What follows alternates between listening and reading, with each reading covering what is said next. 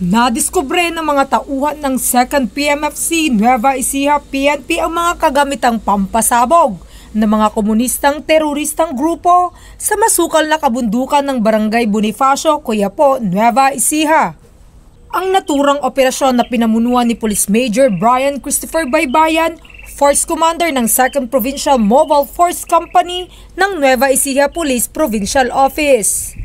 Sa inilabas na ulat ng 2nd PMFC Nueva Ecija PNP, nakatanggap ang kanilang tanggapan ng impormasyon mula kay alias KRJ, dating membro ng komunistang teroristang grupo patungkol sa mga nakatagong pampasabog sa nasabing lugar.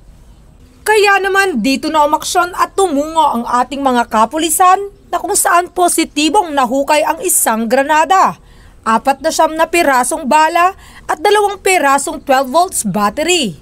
Dahil dito ay naging maayos at matagumpay ang ikinasang internal security operation ng mga pulisya sa pagtutulungan ng mga kapulisan ng Nueva Ecija at ibang ahensya ng pamahalaan.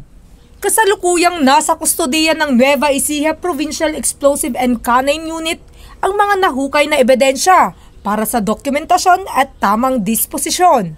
Patuloy ang operasyon ng 2nd PMFC Nueva Ecija PNP sa pagpapalawig ng kaayusan sa kanilang nasasakupan at paghihikayat sa mga natitirang rebeldeng grupo na magbalik loob sa ating pamahalaan.